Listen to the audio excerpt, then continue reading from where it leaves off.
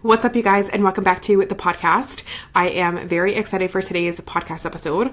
Before we dive into the meat and potatoes of today's episode, because I know this is a very big topic, I want to share my own journey and story with using birth control and ultimately what made me feel convicted to even talk about this. So I was put on the pill at age 16. I was sexually active in high school. I needed to protect myself. So I went on the pill. It cleared my skin. It gave me what I thought was a regular period. Looking back now, I know that I never even had a regular period before I even went on the pill. And then once I got on the pill, it gave me what's called a withdrawal bleed, not a natural cycle. And most women honestly have no idea that there's even a difference within this. We're going to dive deeper into that later in the podcast. But basically what's actually happening when you go on the pill is typically in a regular cycle, your brain is sending signals to your ovaries every single month through something called the HPO axis, hypothalamic pituitary ovarian axis. And this communication pathway is ultimately what triggers ovulation. And ovulation is what's driving the rise and the fall of estrogen and progesterone inside of your body that creates an actual cycle. However, the pill floods your system with synthetic hormones at a very high level, high enough that it stops your brain from sending those signals altogether. And so when those signals stop, ovulation stops and your ovaries ultimately go quiet. You're not having these normal natural fluctuations of estrogen and progesterone. And the bleed that you get during the placebo week isn't an actual period. It's just your uterine lining shedding because these synthetic hormones have dropped off so drastically. But there is no ovulation behind it. There is no real hormone cycling driving this. It's essentially a controlled hormone withdrawal, engineered to look like a period so that women feel like everything is normal. And that's kind of the whole problem here is it looks normal. We think that we're regulated. You think that your hormones are balanced when really they've just been silenced. And that's what was happening to me. And that's what happens for most women. Then back to my story. I turned 18, 19. I'm still on the pill, but I developed my eating disorder at this time. So my eating disorder started to develop. I ended that relationship that I was in high school. I went off the birth control pill because truthfully, I was no longer sexually active and my period just never came back. However, this was to be expected because I was highly underweight. I was under eating. I was over exercising. I was the furthest thing from healthy. So my body was not prioritizing reproduction whatsoever. Now, I did recover quite quickly from my eating disorder. I was weight restored by age 20. I was weight restored within a year. I was eating over 2,500 calories. I wasn't exercising. However, still nothing. Nothing came back. Now, flash forward age 21-ish, my junior year of college, I went back on the pill because I was now in a new relationship. And all that I remember from that time was just being an emotional roller coaster, quite honestly. Now, there were a lot of factors here. I can't just blame the pill for this. I didn't love college. While I was weight restored, I was still mentally like battling lingering eating disorder patterns around food and body image and thoughts. But the pill was definitely fuel to this fire that my body was already fighting. That stint only lasted about 6 months, went back off the pill again, still no period, even though at this point I was a healthy weight. I was eating 23 plus 100 calories. I was working out 5 days a week, but not doing any additional cardio on top of that. And in the back of my mind, I knew that this was a problem. I knew this was a red flag. I was becoming certified to be a health coach at this point, but I was too worried about other things to really deal with it. I was too worried about A, staying lean, B, building my business, C, graduating from college, and trying to be a college student. Like, the last thing that I was worried about was period recovery. Now, flash forward. About a year-ish later, 2020 happened. This is when I started my business. So now there was an added extra pressure to look a certain way as a health coach, to stay lean. There was an added extra pressure of running a business, being a new entrepreneur, building a team, leading hundreds of clients to transformation. Like, my business scaled very, very quickly and it was a lot of stress and pressure on me. I still had goals to compete in a bikini competition in this time, and I was now in a new relationship. So once again, needed birth control. However, this time around, like I said, I had gotten multiple certifications as a health coach at this time, and it was in the back of my mind, hey, you need to get your period back. This is a core vital sign for overall health. So this time, instead of going on the pill, I decided to get the copper IUD because it's non-hormonal. So I was like, okay, this won't impact my ability to get my period back naturally. And that is also quite literally what the doctor told me. So I have had the copper IUD ever since. So it's been about 6 years now.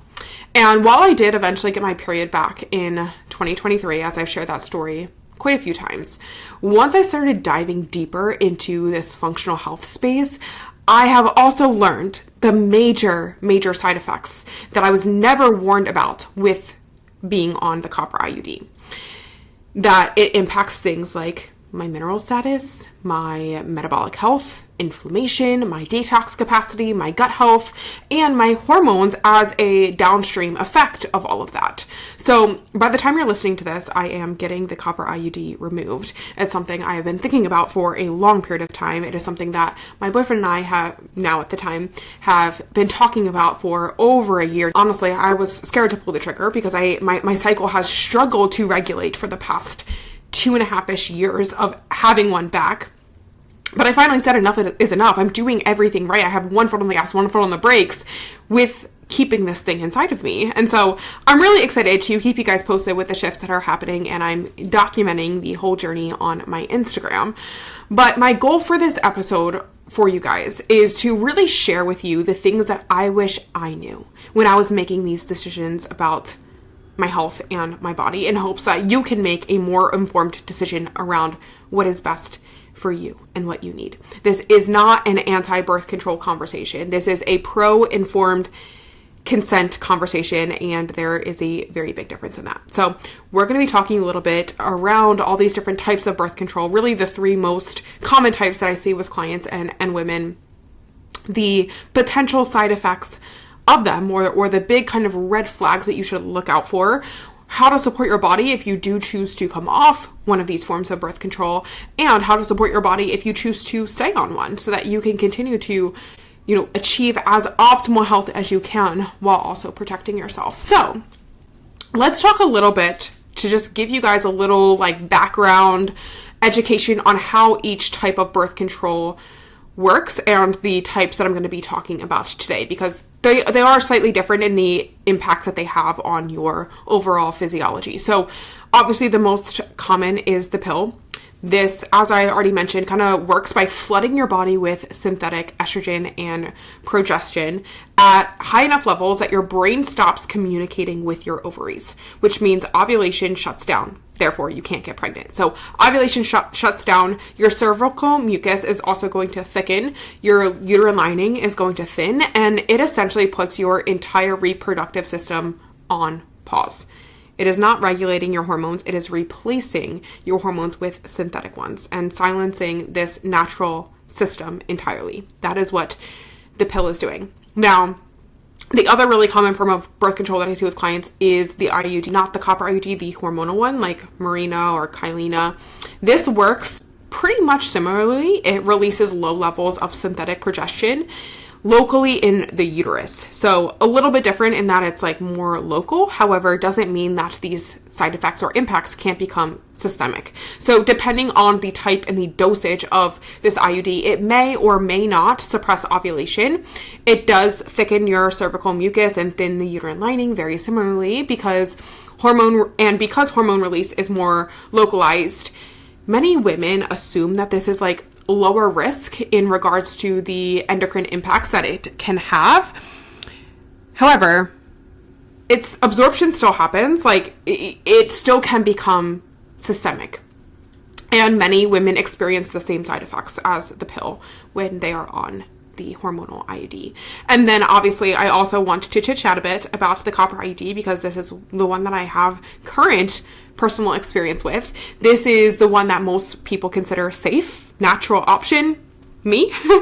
And I want to be really clear that it is non-hormonal. That is true, but that does not mean it's hormone free, or that doesn't mean it's side effect free in the impacts that it has on your hormones. The copper IUD works literally by creating a continuous inflammatory reaction inside of your uterus. When I was informed by this, I was shell shocked. And that inflammation, combined by copper's toxic effect on sperm, prevents fertilization from happening.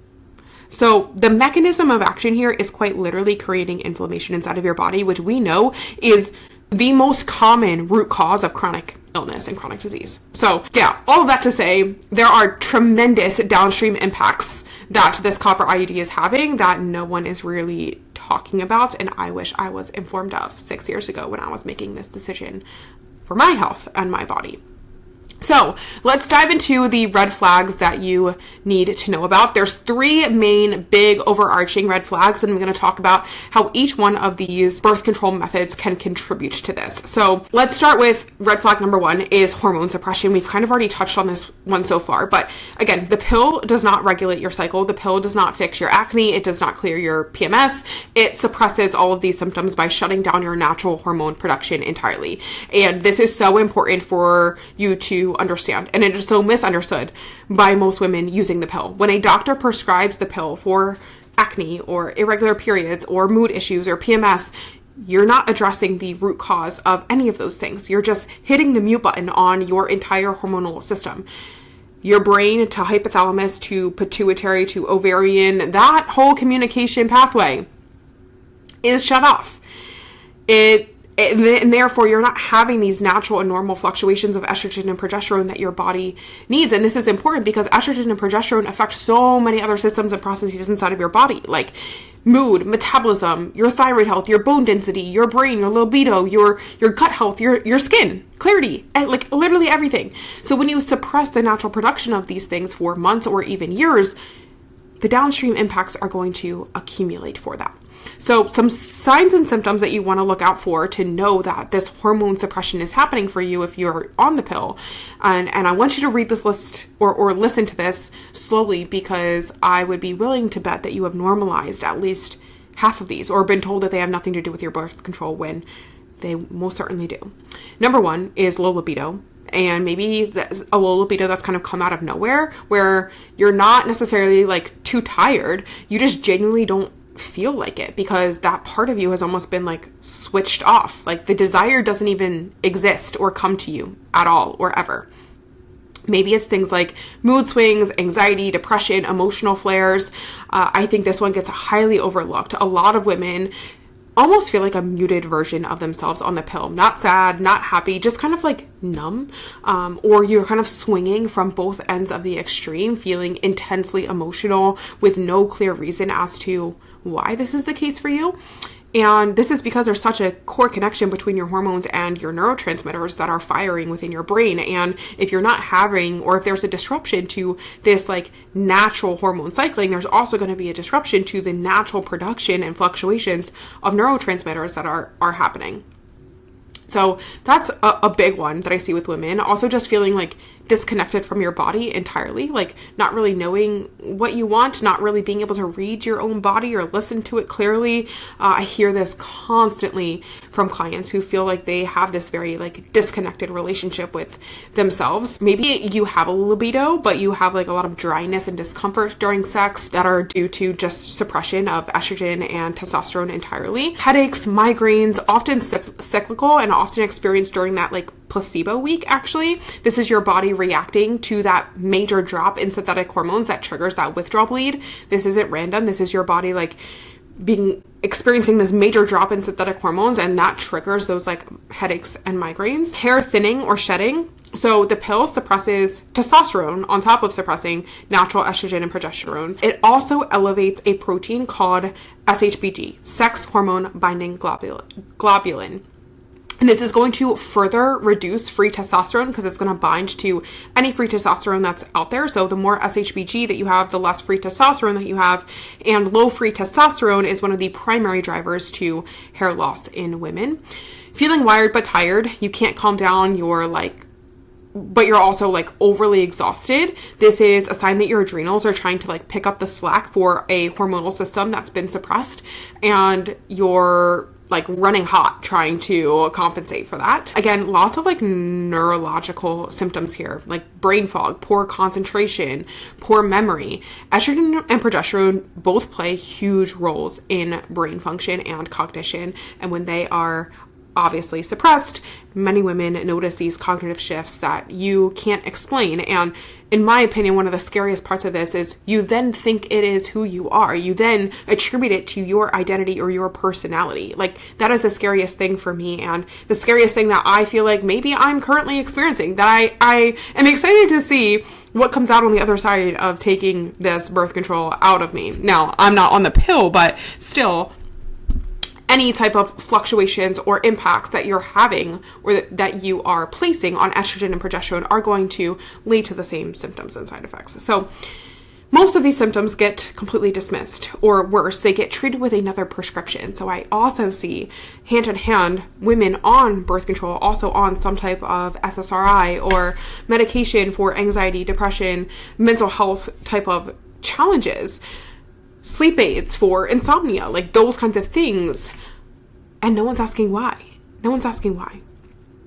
So big red flag to me. Now, talking more specifically to the copper IUD and its impacts that it can have on hormonal suppression here, because the copper IUD is non-hormonal. That part is very true, but non-hormonal, again, does not mean hormonally like neutral. And that distinction has really changed everything for me and my own approach towards my body. So the core of it here is the link between copper and estrogen. So they have a self-reinforcing relationship where estrogen increases copper retention, and elevated copper also drives estrogen higher. So when you insert a device that is continuously releasing copper into your uterine environment, you're not just adding a mineral, you're also setting off a loop that can quietly push estrogen even higher over time. And so the result of this looks a lot like estrogen dominance, where one of the only symptoms that I was ever warned about in getting the copper IUD was that I would have heavy, painful periods. Now, at the time, I didn't have a period, so I was also told this isn't going to be a problem for me because I don't have a period, and that wasn't too much of a red flag to my OBGYN at the time. That's a whole nother conversation for a whole nother episode. However, the symptoms of the copper IUD look very similar to estrogen dominance. Heavy, painful periods, worsening PMS symptoms, bloating, mood crashes, weight that won't budge, anxiety without obvious cause. So big red flags there, and big sign that the copper IUD is having an impact on your hormonal balance. Now, the second piece to this is the relationship that copper has to zinc. So copper and zinc are what are called antagonists, meaning they both compete for absorption with one another. And so as copper rises, obviously your zinc is going to fall. And zinc is essential for progesterone production. Like, one of the key things that I support my clients with when they come to me and they don't have a period is like, hey, we probably need to look at your overall mineral status as a whole, but zinc being a really big one here, because most women have low progesterone. So you can be ovulating and maybe your cycle can look normal or look regular, and your maybe even brain ovary communication can be completely intact. But because this zinc is depleted, progesterone production is impaired. And to be very transparent with you guys with where I'm at in my own journey, this is currently what I believe to be the case for me, because like I said, I have had my period restored since 2023. However, it's not regular in the sense that I'm bleeding early in my cycle. So I'm not having a full 28-day cycle. And one of the main root causes of this is low progesterone, and I believe it can be tied back to this. So you have a cycle, but you have a compromised luteal phase typically, where you have low progesterone. And even on top of that, low progesterone relative to estrogen is what can create estrogen dominance. So even if you have normal estrogen, but you have low progesterone, that can also create symptoms of estrogen dominance within itself. So big red flags here. A zinc deficiency from elevated copper is going to significantly worsen that luteal phase for most women. And this is exactly when PMS hits its hardest. And then on top of that, there's tons of other nutrients that can cause or that can be impacted by this quote unquote like copper toxicity that you're having in the uterine environment. And we're going to dive a little bit deeper into that later. But when your nutrients are imbalanced, things like magnesium, zinc, your B vitamins, it's going to play a big role in your neurotransmitters, specifically in serotonin, leading to the mood crashes, the anxiety, the similar symptoms that we talked about with the pill are happening with the copper IUD here. Now, moving on to red flag number 2 is inflammation and gut health. So now we're moving away from hormone suppression into inflammation and gut health. The pill creates inflammation in what I would consider like 5 distinct ways. And most people never really talk about or hear about or discuss. So that's what this podcast is here to do. The pill directly raises your inflammatory markers. So when researchers have measured C-reactive protein, which is one of the big inflammatory markers on a standard blood panel, this is the most common blood marker for systemic inflammation. And women on the pill have levels that are roughly twice as high as women who aren't on it. So this chronic low-grade inflammation is the underlying mechanism, like I said, for so many chronic illnesses, so many diseases. It drives insulin resistance. It disrupts your thyroid function. It impairs your gut barrier integrity. It dysregulates your immune system. There are so many side effects as a byproduct of having chronic low-grade inflammation inside of your body. Number 2 is it destroys your gut barrier. So oral estrogen, so taking estrogen orally through the pill, has been shown to directly modify your intestinal permeability, so the integrity of your gut lining. Your gut lining basically is like a highly selective barrier held together by tight junctions, like tight proteins that decide what gets through that gut barrier and what doesn't. It lets nutrients in and it keeps pathogens out. That's like its main job. When synthetic estrogen weakens those tight junctions, gaps open up, and things that aren't supposed to enter your bloodstream do. Things like undigested food particles, bacterial toxins, pathogens, they start slipping through. Now your immune system has to go on overdrive and launches an inflammatory response as a reaction to that. And if this goes unaddressed, that chronic permeability, or what they call leaky gut, contributes to things like autoimmune conditions, acne, allergies, mood disorders. This is why so many women on the pill develop food sensitivities, and food sensitivities that seem to multiply over time. It is because of this breach in your gut barrier integrity that is happening. Number 3 is it wrecks the actual microbiome of your gut. Birth control disrupts the gut environment very similarly to like an antibiotic, causing yeast overgrowth, decreased microbial diversity inside of the gut, altered gut motility. So you're not actually detoxifying in the way that you should be. Your microbiome is your immune system's training ground. Like 70 to 80% of your immune system lives inside of your gut. So when that ecosystem is disrupted, your immune system also is disrupted. It can either become overactive, attacking things that it shouldn't, or it becomes underactive, failing to clear the things out that it is supposed to. The downstream effects of that are lots of inflammation in the body, chronic bloating, reoccurring infections, worsening sensitivities, skin flare-ups that constantly feel like your body is reactive and inflamed, even though you are struggling to really identify the root cause of this, or even though you feel like you're doing everything right on the outside. And number 4 is it impairs your estrogen clearance. So estrogen dominance is pro-inflammatory. And if your body isn't able to clear or detoxify estrogen efficiently, the estrogen that's been used, this creates a very pro-inflammatory state inside of the body. And the pill kind of creates those conditions for estrogen to accumulate, driving inflammation internally. So those are some major root causes or side effects of the pill in regards to inflammation specifically. The copper IUD we've kind of already talked about literally creates inflammation by design. Like that is its mechanism of action, and what makes it an effective source of birth control is its continuous inflammatory reaction inside of the uterine environment.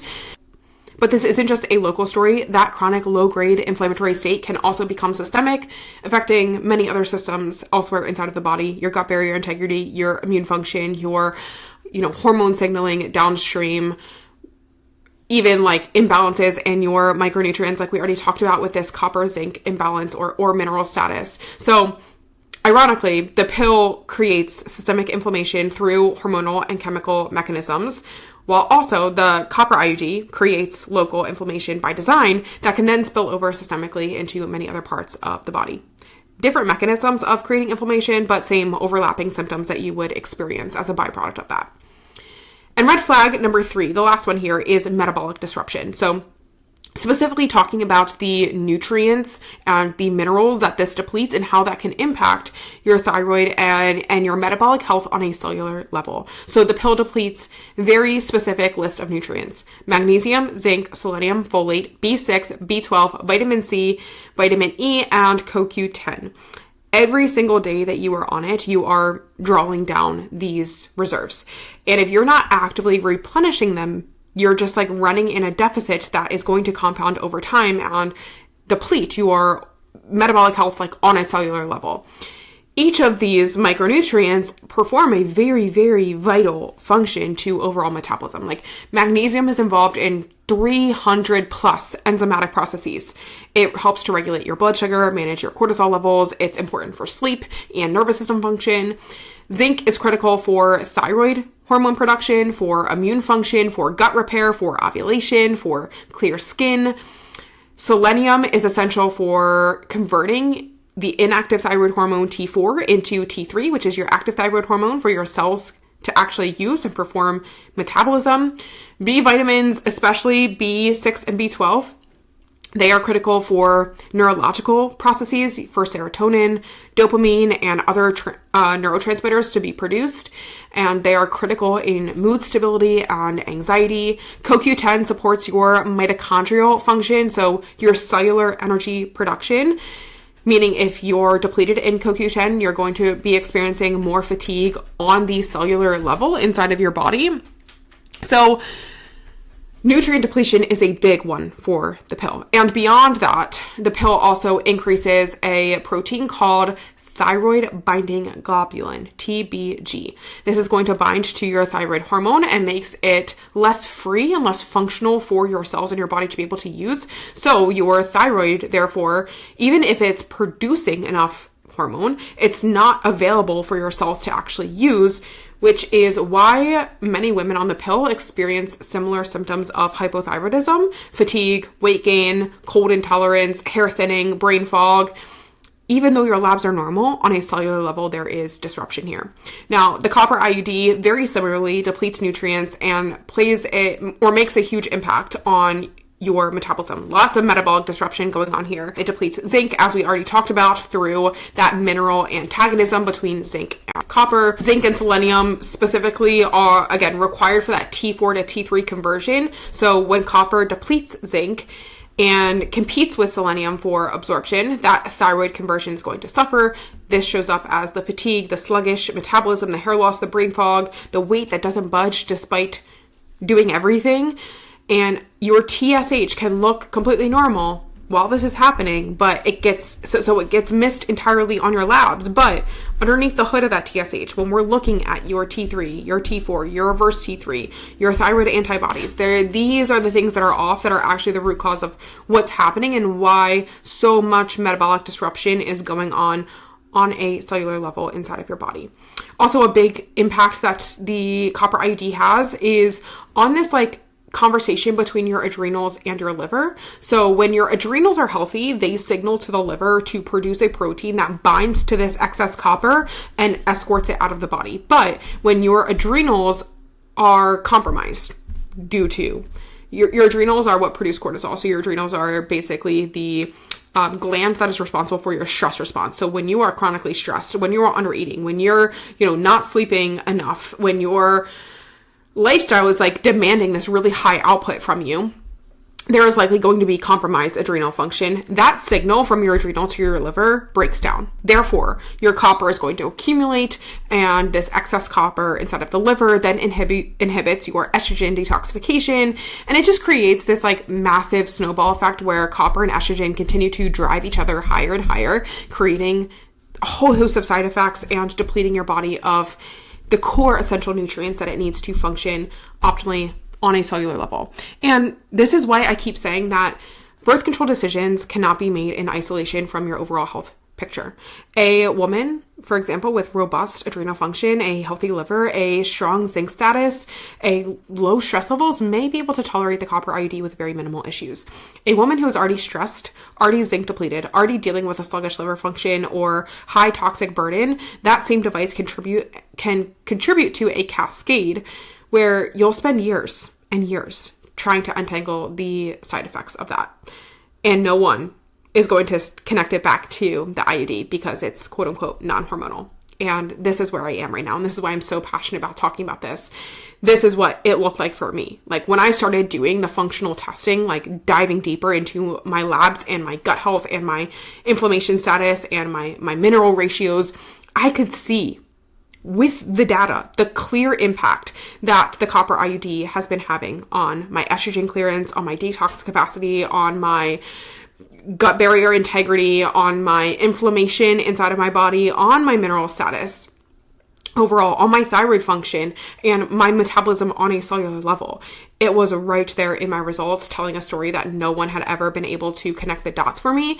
And what I really wish that I knew back when I was 20 years old, making this decision, trying to avoid synthetic hormones without being fully educated on what was going on inside of my body. And so I want to be clear, like, I'm not telling you the copper IUD is evil and that everyone should remove it immediately or go off birth control right away. That is not the point of this episode. The point is that you deserve to know about this conversation and that these impacts do exist. You deserve to know that, non-hormonal, for example, does not equal no systemic side effects. And you deserve to have a provider who will actually look at the deeper root cause of your symptoms and what's actually going on and help you understand what's going on inside of your body. Because if you are doing everything right, but you have birth control that's part of this story or part of this picture, that needs to be a part of the conversation when you are going about healing your body. So I want to bring this all home. I want to wrap this up. I know many of you listening to this are currently dealing with the biggest red flag of them all, or the biggest issue of them all, which is weight gain and or stubborn fat loss as a byproduct of being on the pill. The woman who is, doing everything right, you're eating well, you're working out consistently, you're, not in a huge calorie surplus, you're frankly probably in a calorie deficit and have been for quite some time, but the scale won't move, or you're gaining weight that you cannot explain and your doctor says that your labs are normal. Here's what's actually happening. Birth control fits into this conversation very, very clearly, both from the inflammation that we just talked about that drives insulin resistance. When your body is dealing with this low-grade inflammation, whether it's from the pill depleting your antioxidants and key nutrients, whether it's from the pill damaging your gut barrier, or whether it's from an IUD, the copper IUD creating this systemic oxidative stress inside of your body, it's going to affect how your cells respond to insulin. Insulin is your body's storage hormone. So when there's lots of insulin going on and your cells are resistant to it, it's going to store those calories, that energy, that glucose, those carbs as body fat. Insulin basically means that insulin resistance, means that glucose is not being efficiently used for energy. So your body stores it as body fat instead. So that's one major link. Another major link here is the thyroid disruption that we were just talking about that slows down your metabolism. Also, estrogen dominance being a big one that we talked about here, whether it's from synthetic hormones or whether it's copper driven, this accumulation of estrogen, creating this estrogen dominant environment inside of your body, promotes fat storage, especially like in the hips, thighs, lower belly. It also increases a lot of water retention, which shows up on the number on the scale and makes you feel like puffy and inflamed even when you're doing everything right. Gut dysbiosis is a core root cause of stubborn weight loss. When your gut microbiome is disrupted, you can be eating the healthiest, most nutrient-dense diet and still not absorb what you need. This creates a lot of metabolic impacts downstream, and you're also likely to experience bloating, digestive issues that make it feel impossible to eat in a way that makes your body feel good and look good.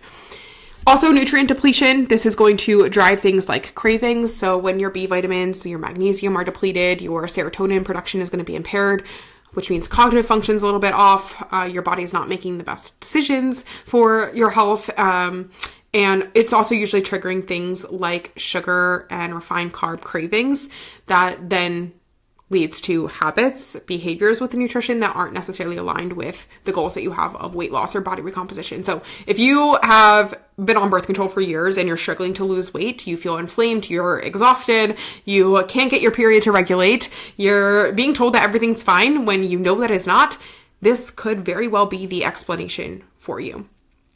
And quite frankly, an explanation that conventional medicine will not give to you. Your body is just dealing with the downstream consequences of hormonal suppression, nutrient depletion, gut disruption, mineral imbalances, thyroid suppression. Like, until you address these core root causes, fat loss will continue to feel like an uphill battle for you. So if you're listening to this and you're like, yeah, I'm thinking I'm done. I'm thinking I went off of the pill. Here's what you should know before you just strip or any type of birth control, whether it's the pill or the IUD. There are very common symptoms to coming off of the pill. Acne flares that feel worse than when you started, mood crashes, anxiety, depression, irritability, hair shedding, irregular absent periods right away, bloating, gut disruption, fatigue, headaches, weight gain. And this is all happening because when you've been on these synthetic hormones for years, that HPO axis has been offline and your ovaries haven't been receiving the signals to produce these hormones naturally. So when you stop these synthetic hormones, your body is trying to restart this system that's been dormant for years. And depending on how long you've been on it, this can take months or sometimes longer. The acne that returns isn't the pill wearing off. It's just underlying hormonal or gut issues that were never actually addressed in the first place. They are just like the band-aid is off, so it's now just like visible again.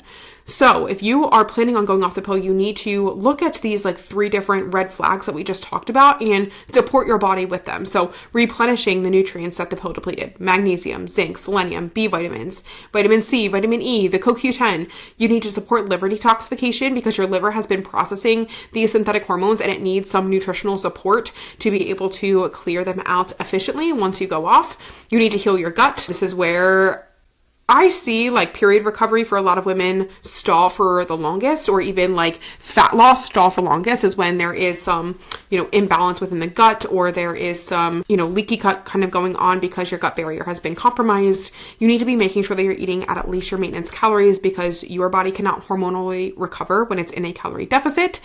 And reduce stress on the nervous system as much as possible. That HPA axis, the hypothalamus pituitary adrenal axis, that stress response is very connected to the HPO axis. So that hypothalamic pituitary ovarian axis. If your HPA axis is on overdrive because you're chronically stressed, your HPO axis is going to have a very hard time coming back online. And the process to this looks very similar for the copper IUD too. That nutrient repletion is going to be key. Supporting your detox pathways is going to be essential, and getting your body into a state of safety so it can bring hormones and regulate hormones back online here. Now, if you're staying on birth control, I want to make that very clear. Like, I understand not everyone is in a position to come off birth control. Not everyone wants to, and that is a-okay. That is a completely valid choice here. And this section is for you. I want to support you with how to support your body while it's on birth control as best as you can. I have a whole handful of clients who are on birth control, and we have them on a birth control support plan from a supplemental standpoint to support these gaps inside of your body. You can't just take the pill and do nothing, because while it is doing its job of preventing pregnancy, it's also doing a whole host of a lot of things to your gut, your nutrients, your liver, your hormones, and we can kind of mitigate some of these potential side effects but proactively by supporting your body properly with replenishing what the pill depletes from a nutrient standpoint. At minimum, being on like a high quality prenatal or methylated multivitamin that covers your B vitamins, your folate, your zinc, your selenium, your magnesium, these things that the pill is depleting. You're prioritizing your gut health, making sure you're eating enough fiber to help with detoxification, clearing out excess estrogen, keeping that diversity of your microbiome as much as possible, and supporting the anti-inflammatory properties of having tons of, good high quality gut bacteria that can also keep your gut barrier intact as well. Supporting your liver is going to be key here. Adequate hydration, cruciferous veggies, limiting alcohol, limiting those inflammatory things that are going to prevent proper detoxification from your body internally. Managing inflammation proactively. So being on an omega-3 fatty acid is really helpful for a lot of my clients who are on birth control. And overall, just eating an anti-inflammatory diet, focusing on stress management is going to be key. Not fluffy lifestyle things, but really regulating your nervous system, syncing your circadian rhythm, doing all that you can to prevent sympathetic dominance here. Getting the right labs done so you're like targeting the actual gaps in your body specifically are all going to be big ones. Like the goal isn't perfection here. The goal is awareness and active support of the gaps that you're facing. You can use birth control and also take care of your body at the same time. What you can't do is use birth control and assume that your body doesn't need any extra support, because it. So I'm not here to tell you what birth control to choose. I am not anti-birth control. This is a conversation on informed consent around what's going on inside of your body. You deserve to know what you're choosing before you choose it. Not after years of symptoms that don't make any sense. Not after being told that your labs are normal when you feel terrible. Not after a decade of being on something or using something that has been depleting your body, your minerals, disrupting your gut, suppressing your hormones in a system that your body is naturally supposed to be able to do.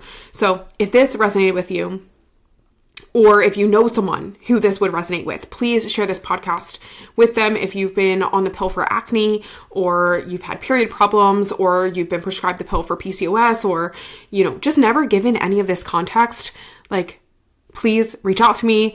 Please send this to someone who you know needs to hear this message. And if you're ready to actually get to the root cause of what's going on with your symptoms, with your hormones, with your gut, with your metabolism, that's exactly what we do inside of Define. So the link to apply to work with me will be down in the show notes below. Thank you guys so much for tuning in, and I'll talk to you in the next episode. Bye.